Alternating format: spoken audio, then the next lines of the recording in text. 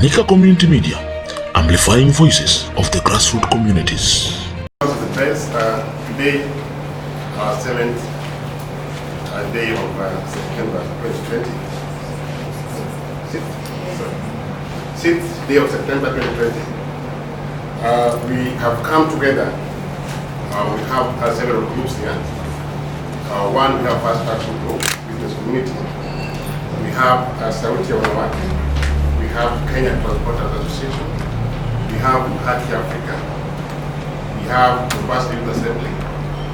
Human Rights Agenda, Huria. We have Kenya Private Agents Association. We have Sakirina Youth for Development. We also have Coast Youth Center. We have Kenyatta Youth Entertainment.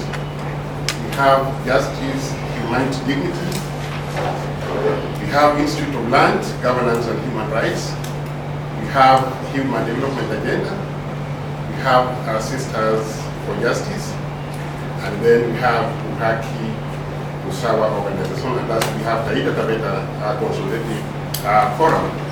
The main agenda of calling this press conference today is that we want to react and register our displeasure in regard to the executive order that was issued recently by His Excellency the President of the Republic of Kenya, Honorable Uhuru Kenyatta.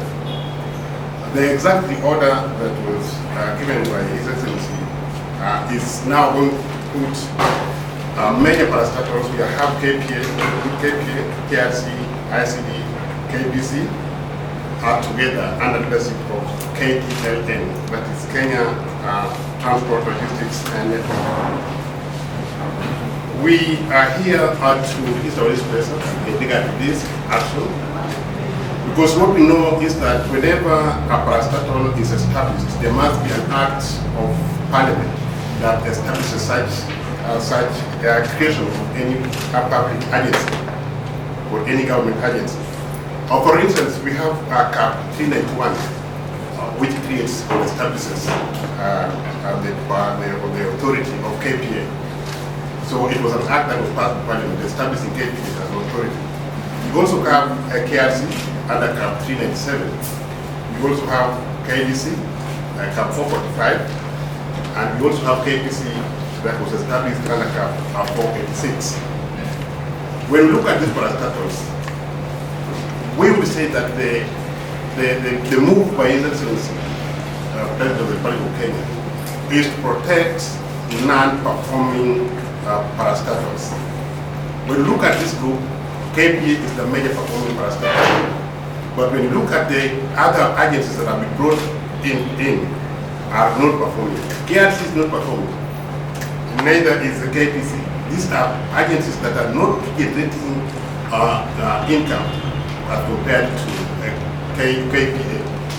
So what we're seeing here is that as much as we know that we have a project of SDR, and SDR was actually a project that was put into place by loan from the Chinese government.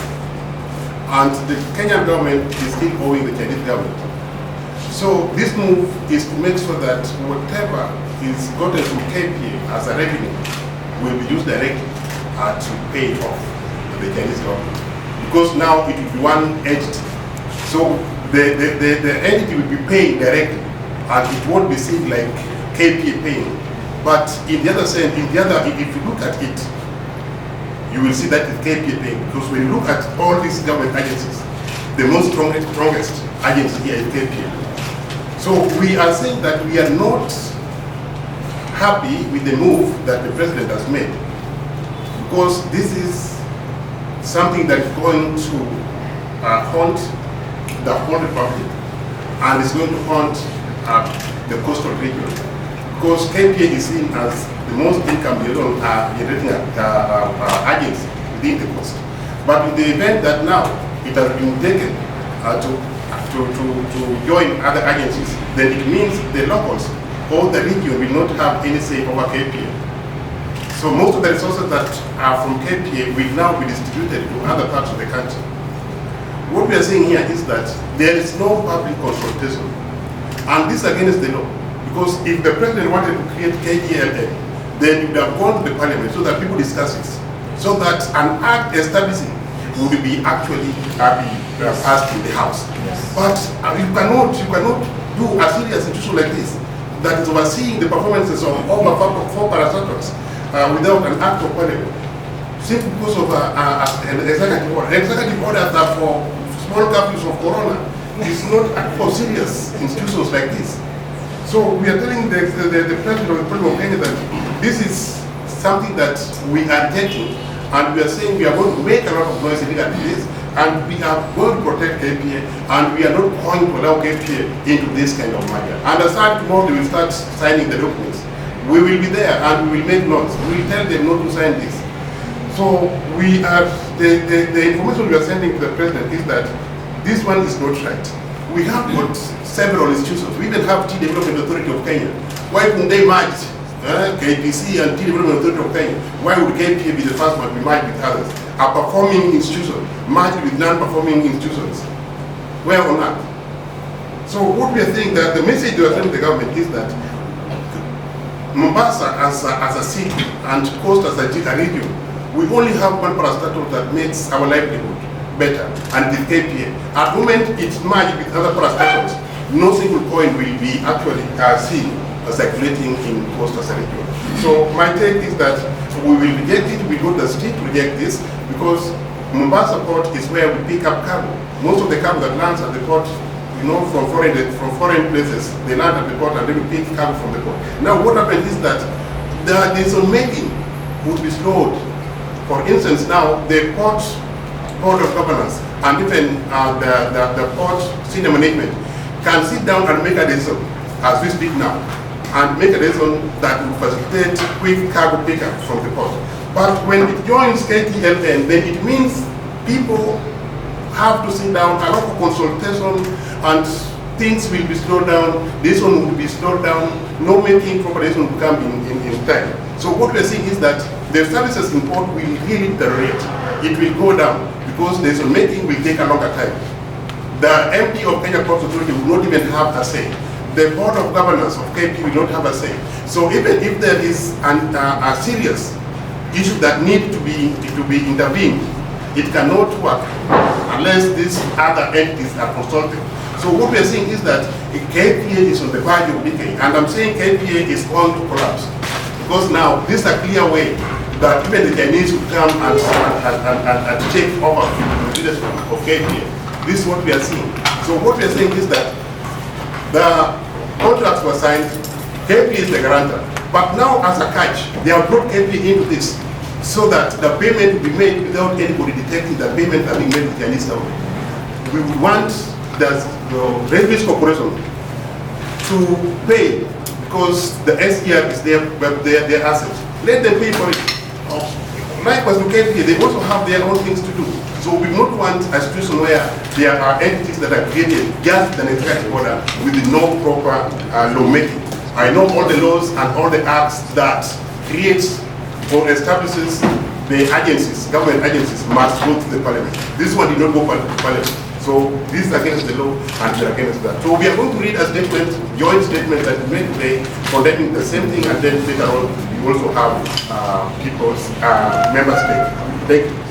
It is now public knowledge that the state is intending to form the Kenya Transport and Logistics Network, KTLN, which is reportedly merging Kenya Ports Authority, KPA, with Kenya Pipeline Company, KPC, Industrial and Commercial Development Company, ICDC, and the Kenya Railways Corporation, KRC.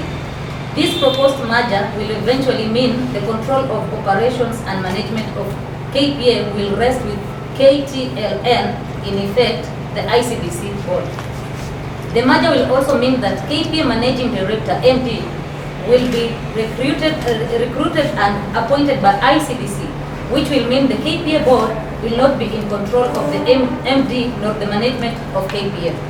All powers and authority over KPA will therefore be silently transferred to ICDC, and KPA management board will not have any powers to make any decisions on investments, which will now rest on the ICDC board in Nairobi.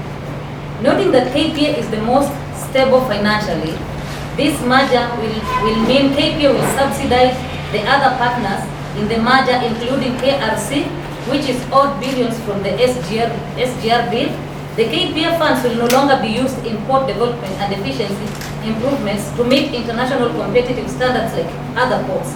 KPA therefore will, KPA, just like KPC and KRC in the merger, will no longer be independent and will merely share departments, leading to downsizing and retrenchment.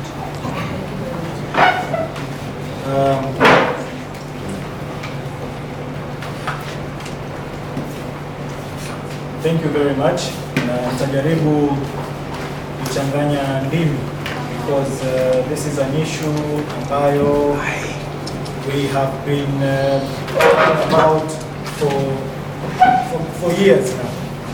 Nafikiri kwa kupitia fast action KTA, the issue of the coastal economy and particularly the belt transport has been at the forefront of coastal issues for many months now. Na jambo la kushangaza ni kwamba badala ya serikali kusikia malilio ya wapwani, badala ya serikali kujaribu kuleta nafuu kwa wapwani, tunaona kwamba kila kukicha hali inazidi kudidimizwa na wapwani wanamalizwa kiuchumi bila hata kufikiria their well-being. This proposed merger ambayo inapendekezwa, in actual sense, when we are told that KPA imefanywa kama guarantee ya SGR, we did not expect that now the Chinese will just come and pick the port. This was going to be done in other clever ways, and this is exactly that. Kwa hivyo, if we were saying that the economy of coast is dead, through this merger, the economy of coast is buried completely. We are having a situation where people are hiding behind executive orders to circumvent the law and to have matters done irrespective of the rule of law and the constitution in the country. Public participation is a requirement under Article 10 of the Constitution of Kenya. A merger of this nature, bringing together key parastatals in the country, there is zero public participation, there is zero input from Parliament, there is zero input from stakeholders, including the Kenya Transporters Association. It can only mean that it is not good for the country. Why is this merger being undertaken or shrouded with secrecy? Ni nani ambaye amehusishwa katika hii merger? Today we are seeing Kenya Railways Corporation being merged with KPA. And as we all know, wherever there are mergers, there is definite retrenchment. Kama wapwani, tunajua kwamba uchumi wetu umeweza kukita mizizi katika port. Leo hii, port ya Mombasa, port ya Lamu, port kule Shimoni, all these which fall under the Kenya Ports Authority are now going to be taken away to service non-performing parastatals and illegal deals. We are all aware, it was only a few weeks ago when the courts announced its decision on the SGR procurement. Na koti zenyewe zimesema kwamba that SGR procurement was illegal. Leo hii, unfortunately, serikali is finding means and ways of servicing an illegally procured deal. How can that happen in this country? We are asking ourselves, where are the leaders?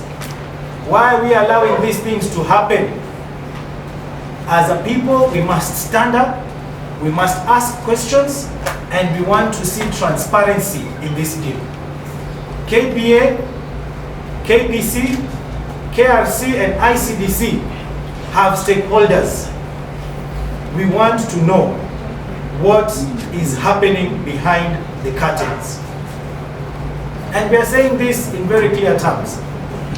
We want to see the immediate withdrawal and all plans to merge these 4 corporations. We also want public participation to be open. We want Parliament to be involved in this deal.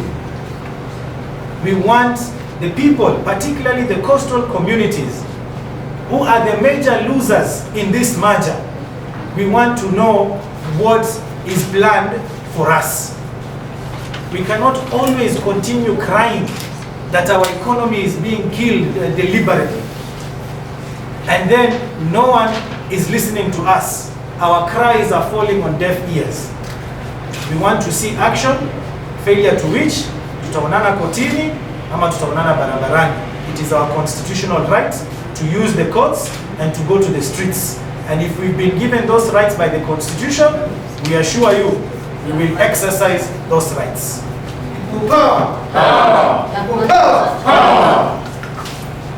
Leo tumekuja hapa kuungana pamoja na kukemea kwa ukali sana vitendo ambavyo vinafanywa jadi kuwagandamiza wapwani kutokana na rasilimali zao. Sisi kama wapwani tunalaani vibaya na kwa nguvu zote, na tutakwenda barabarani na kuhimiza wananchi. Sasa ndio wakati umefika, kama ni kuumana kiumane. Kwa nini tunasema namna hii? Leo hii ni future ya watoto wetu. Hii rasilimali ndio itakayotuwezesha familia zetu zipate maisha bora, kama vile Ngina Kenyatta yuko kwenye account, kama vile Ida Raila Odinga watoto wake. Hata sisi tunataka kuweka maisha bora, miundo msingi ya future ya vizazi vyetu. Kwa hivyo kitu kilichofanywa cha kumaja hizi KPA ni njama moja ya kukava ile CFS ambazo ziko Naivasha za watu binafsi. Wameinvest pesa mingi sana ndani ya Naivasha, na Kenya Railway imefail kwa biashara ile. Ndiyo sababu wanalazimisha gharama hizi zipate mwananchi wa kawaida. Sisi kama wapwani leo tunamwambia Rais Uhuru wa Kenyatta, imefikia wakati sasa, sisi kama wapwani tumesema enough is enough, na masuala haya ni lazima yahusishwe, wananchi wajiamulie wenyewe. Hii ni wazi kwamba SGR kufeli na mabwenyenye fulani ambao wameinvest kwa zile CFS ziko Naivasha na Nairobi wanatoa kafara mali ya umma kuweza kuokoa mali zao ambazo wameinvest kule. Sisi tunasema kwamba tutaingia barabarani na wananchi wa pwani. Wakati umefika, kama alivyosema ndugu yangu Khalid, hii ni mojawapo ya njama ya kuangamizwa Kenya Port Authority. Imefichwa na itapotea. Wasioelewa ni kwamba haiwezi kuambiwa kwamba kwenye vyombo vya habari kwamba China wameshaichukua port. Port imeenda, na sasa jina pia la Kenya Port Authority limeshakufa sasa. Kwa hivyo wananchi wa pwani wote na wale viongozi wa kisiasa ni lazima jambo hili walikemee, ni lazima jambo hili waende kwa mabunge yote, Senate pamoja na bunge la kitaifa, kupinga uamuzi huu wa kidhalimu ambao kwa sasa watu wa pwani wamenyanyaswa. Kuna mashirika mengi kama vile majani chai na kahawa, ndugu yangu Mboka ameongea juu yake, wangeenda wakamaji hizo mashirika sehemu ile. Why ni coast peke yake, rasilimali zake zinatiliwa maanani. Kwa hivyo sisi kama wa coast tunalani na tutaenda kotini kupinga hili jambo, tutaingia barabarani kama vile ilivyo kawaida.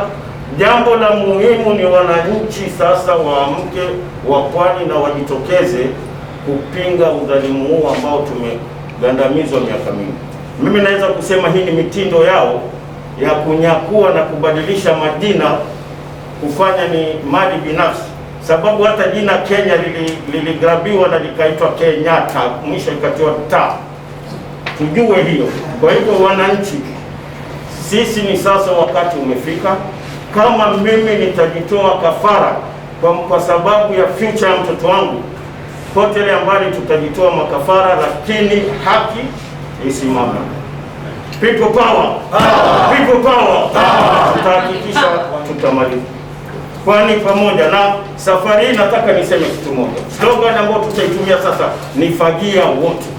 Asante sana. Asante. Kwanza wacha nijaribu kuzungumza in a very plain language, and I want to pass this message straight to the government. I know in this presser here there could be members of the intelligence security service, and we want to tell you you are failing. You are failing in your work because you are not advising the government what they are supposed to know. There is total displeasure amongst the coastal region people, amongst the people here in the coast. Total displeasure. And we don't understand why you guys are not advising the government on these issues. Haiwezekani kwamba kwa muda wa mwaka mmoja au miaka miwili watu wamekuwa wakiingia barabarani wakilalamikia swala la uchumi kwani. Economic rights are human rights. It is time that the government must also listen to the cries of our people. And mimi nataka kuambia wale watu wengine wote, union ya madaktari, union ya kotu, ya walimu, ya manases na kila mtu, huu ndio wakati wa kujitoa, kuja barabarani kuungana, kwa sababu hakuna haki muhimu kama haki ya kiuchumi. Ukicheza na haki zingine zote, Wakenya wanaweza endelea kunyamaza na labda kukua patient. But you cannot play around with economic rights, because economic rights are basically the beacon ya rights zingine zozote. Kila haki nyingine yoyote iko dependent on the economic rights. So how come the government is playing around with our economic rights? Kwa sababu leo sisi uchumi wetu wote wa pwani kila mahali imesambaratishwa. We cannot continue sitting and wailing and agonizing every day. Itafikia wakati wa Kenya hata wale watoto na wengine wa kawaida wataingia barabarani. Labda kwa sasa watu hawajaona kwa sababu wanaona ni mchezo. Wanaona watu wawili watatu wanaingia barabarani wanazungumza, wanaona ni mambo ya kawaida. Because this government has everything wrong about it. Kuanzia court orders hawa respect, parliament haifanyi kazi tena, there is nothing that is working in this government. So, mahali imefikia leo, we are asking all Kenyans to wake up. Ni wakati huu. Leo utaangalia labda you have no stake at all looking at Kenya Ports Authority. But ukiangalia economy na ile ecosystem yote ya pwani, the Kenya Ports Authority is the most important infrastructure, critical infrastructure ya pwani. Lakini angalia mambo mangapi ambayo yanafanyika. Kwa hivyo hiyo ni core, and we are advising those who are supposed to advise the government also. Tell them the truth. There is a lot of displeasure amongst the coastal people, and this will not continue like that. Siku moja, look at it right now. There's a lot of mushrooming of grievance groups at the coast. Kila uchao utaona kuna group moja inachipuka, nyingine sijui yaitwa nini, and all these groups are basically saying we are not pleased with the manner in which governance issues are being handled within the region. And this is the message. Tunaenda kinyume. We are condemning in the strongest order, in the strongest manner, hali ambayo inaendelea kufanyika katika pwani. Pwani nzima kutoka Kwale mpaka Kiunga hadi Taita Taveta. Shamba lao kubwa ni bahari. Leo hii bahari imenyakuliwa. Imeenda. Uchumi wa pwani umeenda. Tunataka tuombe serikali uhusiano, ndoa wanayofunga ya Kenya Ports Authority, Pipeline na mashirika mengine ikufe leo. Hatutaki kama wapwani. Tumenyamaza, tumekaa, tumeongea, lakini hatusikiki. Leo tunaongea kama jamii ya mpwani. Hatutaki mambo haya yaendelee. Na mambo haya yakiendelea, kama hatutasikizwa, tutaenda barabarani, tutafanya fujo kama ilivyoidhinishwa na katiba ya Kenya. Tutaenda kotini na tutaangazia mambo haya. Tuna uchungu sana jamii yetu inaendelea kudidimishwa kiuchumi. Wakati uchumi unaondolewa, umaskini unakuja. Ni kwa nini mambo haya yafanyike hapa Pwani? Mashirika mengine ambayo yako bara, kwa nini yasiungane akalipa deni la SGR? SGR inaleta faida kwa Kenya nzima. Kwa nini inaangamizwa hapo Pwani? Tunataka na tunaongea kwa uchungu. Jamii ya Pwani haijafanyiwa hamasa, haijapewa civic education ya kueleza kwa nini jambo hili linaendelea kutendeka. Kwa nini Kenya Ports Authority inaunganishwa na mashirika mengine ile ilipe deni ya SGR? SGR inasaidia Kenya nzima. Kwa hivyo tunataka na tunaomba Kenya, uongozi wa Kenya kisiasa uangazie mambo haya na waeleze mwananchi wa kawaida ili aelewe faida, what are the benefits of this merger.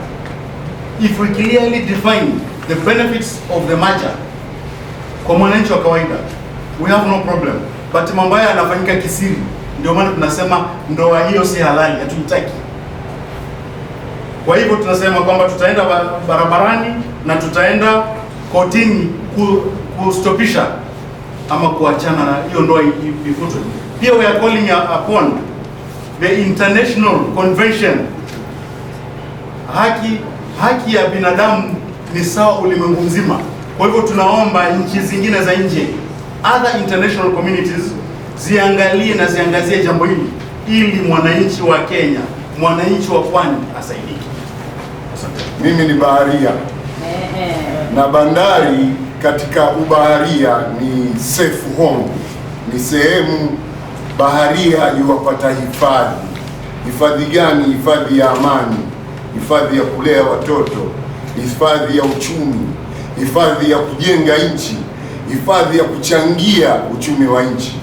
Lakini leo tunashangaa serikali hii inavunja sheria kinyume na matakwa ya ulimwengu kabisa. Ndugu yangu, haiwezekani rasilimali za wananchi ziwe zinachukuliwa bila wananchi wenyewe kuhusishwa, bila wananchi wenyewe kuambiwa watapata nini, bila wananchi wenyewe kujua maslahi yao na mustakabali wao utakuwa namna gani. Tumeona serikali imefanya siku nyingi mambo haya, kujaribu kuchukua bandari, kuprivatize mali za raia. Hili tumelikataa ndugu yangu, na tunaambia serikali iache kuvunja sheria. Haiwezi kuwa ni serikali ya raia alafu inavunja sheria, haiwezekani. Hatutakubali tena kunyanyaswa sisi, haiwezekani.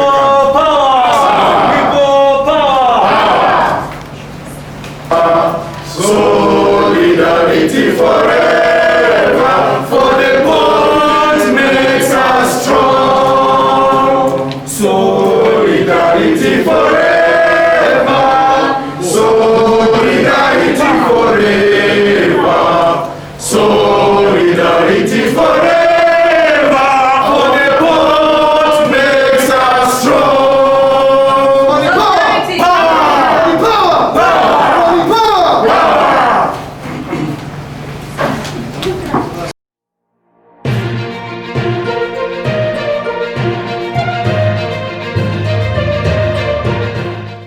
Anika Community Media, amplifying voices of the grassroots communities.